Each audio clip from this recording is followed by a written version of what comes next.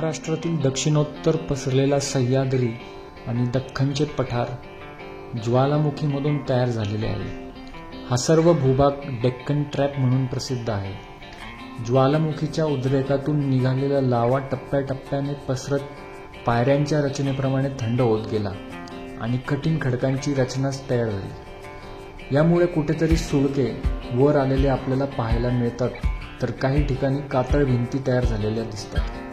भूशास्त्रीय भाषेत या सुळक्यांना व्हॉल्कॅनिक प्लग तर कातळ भिंतींना डाईक असे म्हणतात। तैलबैला येथील या अजस्त्र भिंती म्हणजे डाईकची अप्रतिम रचना आहे। समुद्र सपाटीपासून याची उंची साधारण 3322 फूट इतकी आहे।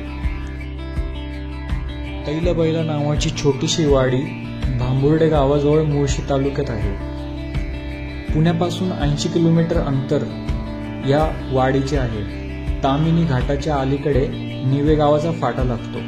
तेथून आत भांबुर्डे गावाच्या थोडंसं पुढे आल्यावरती आपल्याला या कातळ भिंतीच्या गावात पोहोचता येते।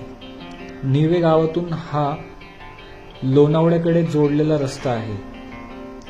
या रस्त्याकडे जात असताना कैलासगड, घनगड, अंदरबन, कुंडलिका व्हॅली, एकोले व्हॅली आणि पुढे लोणावळ्याकडे गेल्यावर जवळ कोरीगड दिसून येतो। तर खाली कोकणात जर उतरलो तर आपल्याला सरसगड आणि अलीकडेच लागून सुधागड सुद्धा पाहायला मिळतो। वाडीमध्ये पोहोचल्यानंतर हॉटेलच्या जवळ किंवा पार्किंगमध्ये गाडी जाऊन आपण एका मळलेल्या पायवाटांनी या कातळ भिंतीच्या कड्याजवळ मधल्या खिंडीमध्ये साधारण अर्ध्या ते पाऊण तासात येऊन पोहोचतो। घाटाकडे येणाऱ्या प्राचीन घाटवाटा होत्या। यातील सौ घाट म्हणजे सवाष्णी घाट आणि वाघजाईच्या घाटेवरती नजर ठेवण्यासाठीचा हा टेहळणीची जागा म्हणून वापरात होता।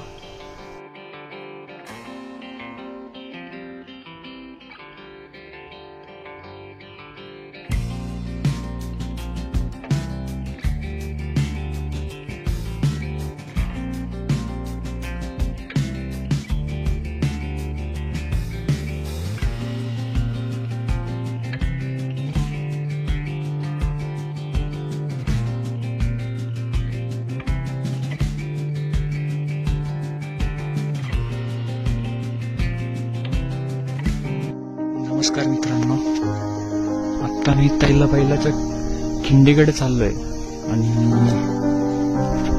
वरती जात असताना आपल्याला इथून पठार आणि कोकणातला बराचसा भूभाग दिसून येतो। त्यापैकी हे जे नवरनवरी सुळके आहेत, नवरनवरी सुळके आहेत ते या साईडला, ते इथे नवरनवरी सुळके आहेत। डोंगर त्याच्या अलीकडे घनगड हा छोटावाला, इथे खाली एकोले व्हॅली आणि याच्या खाली इकडे हा तैलबैला आणि इथे पुढे हा जो माथा आहे डोंगराचा तो सुधागडाचा माथा आहे।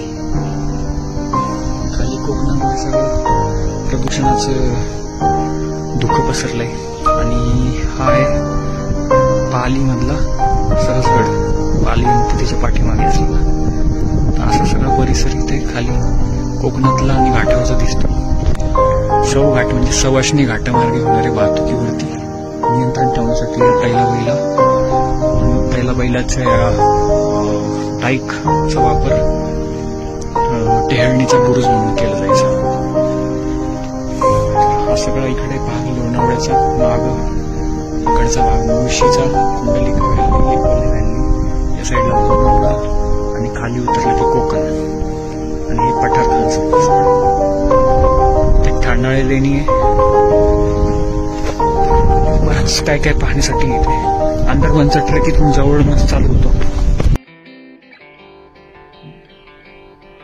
पायथ्यावरून आपण या डोंगरधारेवरून साधारण अर्धा तासात या भिंतीसमोर येऊन थांबतो। इथून सर्व कोकणातला आणि देशावरचा प्रदेश निहाळला की भिंतीच्या डाव्या बाजूने आपण खिंडीमध्ये जाण्यासाठी साधारण 15 ते 20 मिनिट लागतात। महाराष्ट्रामध्ये ज्या ज्या ठिकाणी अशा डाईक रचना आहेत, म्हणजेच कातळ भिंती आहेत, त्या ठिकाणी भैरवनाथाचे ठिकाण आहे. पुढे वाटेने गेल्यानंतर आपल्याला या 2 कातळ भिंतीच्या मध्ये असलेल्या खिंडीमध्ये देखील भैरवनाथाचे मंदिर आहे. या अजस्त्र कातळ भिंती ज्या ठिकाणी डोंगराच्या भूभागाला टेकतात किंवा जमिनीला टेकतात, त्या ठिकाणी देखील याची ऊन वारा पावसामुळे झीज होत आलेली आहे.